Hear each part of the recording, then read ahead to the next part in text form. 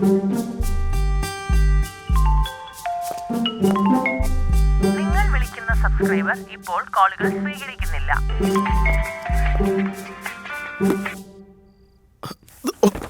Hello, ഞാൻ തനുജയുടെ application status check ചെയ്തു. അവളുടെ നീറ്റ് ആപ്ലിക്കേഷൻ റിജക്റ്റ് ആയിരിക്കുന്നു. സോറി സർ, ഞങ്ങൾക്കൊന്നും ചെയ്യാൻ പറ്റില്ല.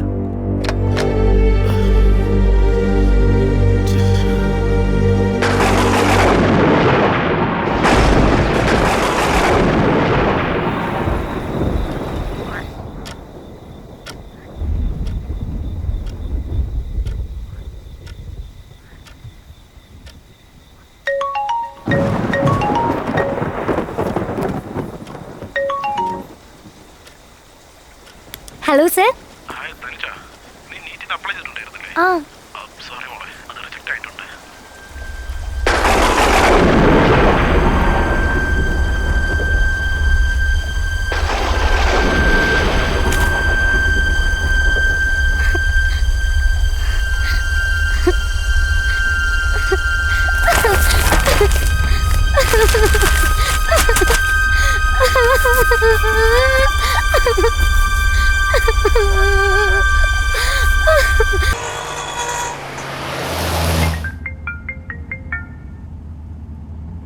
Hello hello hello hello hello sir, നമസ്കാരം സർ. നമസ്കാരം. എന്റെ പേര് ഹിരിയമ്മ. എന്റെ മോൾക്ക് നാളത്തെ പരീക്ഷയ്ക്കുള്ള ഹാൾ ടിക്കറ്റ് കിട്ടിയിട്ടില്ല സർ. ദയവായി ഞങ്ങളൊന്ന് സഹായിക്കൂ സർ. അത് നോക്കൂ, നിങ്ങൾ റോങ് നമ്പറിലേക്കാണ് കോൾ ചെയ്തിരിക്കുന്നത് തോന്നുന്നു. അല്ല സർ, ഞാൻ ശരിയായ നമ്പറിലേക്കാണ് കോൾ ചെയ്തിരിക്കുന്നത്. നിങ്ങൾ വിശ്വേശ്വർ ഭട്ട് അല്ലേ? അതെ. നിങ്ങൾ ഏത് എക്സാമിനെ കുറിച്ചാണ് പറയുന്നതെന്ന് എനിക്ക് മനസ്സിലാവുന്നില്ല. അതുപോലെ എന്നെ കോൾ ചെയ്തത് എന്തിനാണെന്ന് മനസ്സിലാവുന്നില്ല. സർ, നാളെ എന്റെ മോൾക്ക് നീറ്റ് എക്സാം ഉണ്ട്. അതിനായിട്ട് അവള് 2 വർഷം കഷ്ടപ്പെട്ട് പഠിച്ചതാ. എന്റെ സ്വപ്നം അവളുടെ ഭാവിയും രണ്ടും ഈ പരീക്ഷയെ അടിസ്ഥാനപ്പെടുത്തിയ. ദയവായി അവൾക്ക് പരീക്ഷ എഴുതാൻ നിങ്ങളൊന്ന് സഹായിക്കണം സർ. നാളെ എക്സാം നടക്കാൻ പോകുന്നു, എന്നിട്ട് ഇപ്പോഴാണ് ഹോൾ ടിക്കറ്റ് കിട്ടിയില്ല എന്ന് പറയുന്നത്. ഈ രാത്രിയിൽ ഇനി എന്ത് ചെയ്യാൻ പറ്റും? അയ്യോ, അങ്ങനെ പറയില്ല സർ. ഈ ഒരു സഹായം ചെയ്തു തരണം. നിങ്ങൾ എനിക്ക് അല്പം സമയം തരും, ഞാൻ നിങ്ങളെ തിരിച്ചു വിളിച്ചോളാം. ആ ശരി സർ.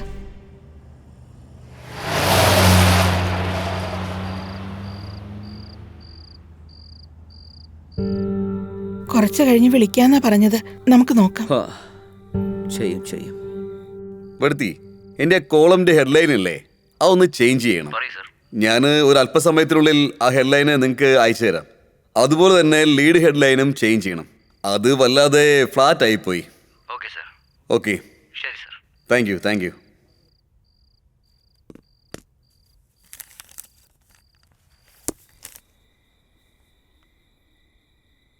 തനു,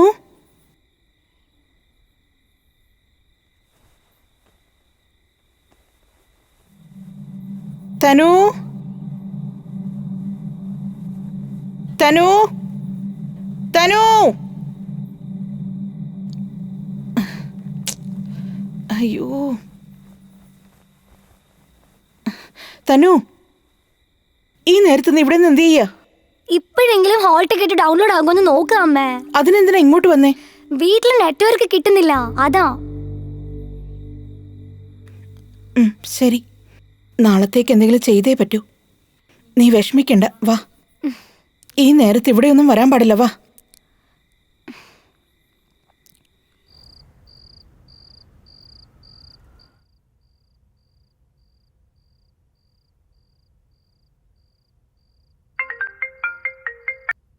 നമസ്കാരം പ്രദീപ്.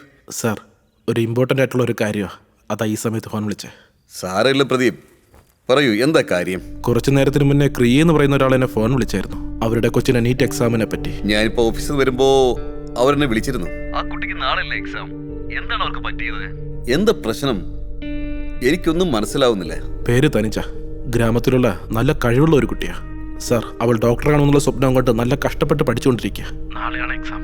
കൊറോണയുടെ കാരണം കൊണ്ട് അവളുടെ ആപ്ലിക്കേഷൻ റിജക്റ്റ് ആയിട്ടുണ്ട് സാർ. സാർ സഹായിക്കുകയാണെങ്കിൽ നാളെ ആ കൊച്ചിന് എക്സാം എഴുതാനുള്ള ഒരു അവസരം കിട്ടും സാർ. ഈ കൊറോണ കാരണം സ്റ്റുഡൻസിന്റെ ജീവിതം തന്നെ നശിപ്പിച്ചിരിക്കുക സാർ. നമ്മൾ ഈ അവസരത്തിൽ നമ്മളാൽ കഴിയുന്ന കുറച്ച് സഹായം ചെയ്യുവാണെങ്കിൽ സ്റ്റുഡൻസിന്റെ ലൈഫിന് അത് വലിയൊരു ഉപകാരമായിരിക്കും സാർ. ഇപ്പോൾ ഉള്ള സ്റ്റുഡൻ്റാണ് സാർ നമ്മുടെ നാടിന്റെ നാളേക്കുള്ള വാഗ്ദാനങ്ങൾ. No difficult roads leads to beautiful destinations sir. Please sir. ഇപ്പം ഞാൻ ആരോട് സംസാരിച്ചാലാണ് അവൾക്ക് ഹെൽപ്പ് ആവുക? സർ ഐ തിങ്ക് ചീഫ് മിനിസ്റ്ററോട് സംസാരിക്കുകയാണെങ്കിൽ ചിലപ്പോൾ വർക്കൗട്ട് ആകും സാർ. ബിക്കോസ് ഈ എക്സാം നടത്തുന്നത് NDAയും പിന്നെ സെൻട്രൽ ഗവൺമെൻറ്റുമാണ് സാർ. ഇപ്പോ രാത്രി 11:30 മണിയായി. രാവിലെ നിങ്ങൾ എന്റെ വീട്ടിലേക്ക് വാ. ഞാൻ ചീഫ് മിനിസ്റ്റർ അടുത്ത് ഇക്കാര്യം സംസാരിക്കാം. ഉറപ്പായിട്ടും sir. Thank you sir. Good night. Good night. Good night. Thank you. യാ.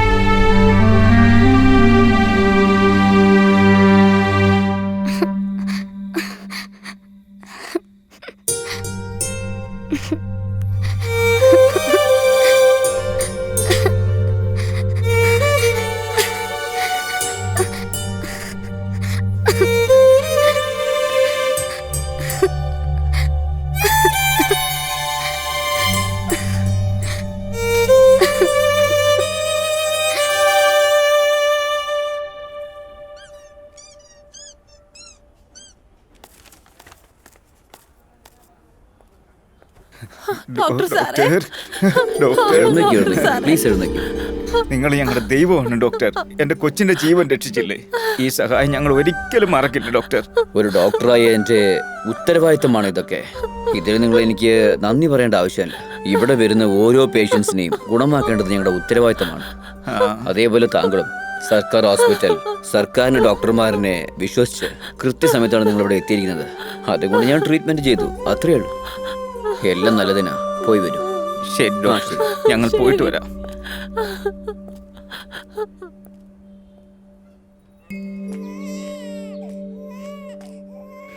തനു, ടയേർഡാണോ മോളെ? ദാ ഈ ബ്രെഡ് കഴിക്കുക, എന്നിട്ട് ഗുളിക കഴിക്കാം. അമ്മേ, അവരെന്തിനാ ഡോക്ടറിന്റെ കാലിൽ വീണത്? ഡോക്ടറെ അവരുടെ മകന്റെ ജീവൻ രക്ഷിച്ചു, അതുകൊണ്ട്. പക്ഷെ ജീവൻ രക്ഷിക്കുന്നത് ദൈവമാണെന്നല്ലേ നിങ്ങൾ പറയാറ്? അപ്പൊ ശരിക്കും ദൈവത്തിന്റെ കാലിലല്ലേ വീഴണ്ടേ? ജീവൻ കൊടുക്കുന്നത് ദൈവമാണ്. എന്നാൽ ദൈവം കൊടുത്ത ജീവൻ രക്ഷിക്കാൻ കഴിയുന്നുണ്ടെങ്കിൽ അത് ഡോക്ടർക്ക് മാത്രമാണ്. അതുകൊണ്ടാണ് നമ്മളെല്ലാരും ഡോക്ടറെ ദൈവമായി കണക്കാക്കുന്നത്. ഡോക്ടർ ആകണമെങ്കിൽ എന്താ പഠിക്കണ്ടേ? ഡോക്ടർ ആവണമെങ്കിൽ വലിയ വലിയ സ്കൂളിലൊക്കെ പോകണം, വലിയ വലിയ പഠിപ്പ് പഠിക്കണം.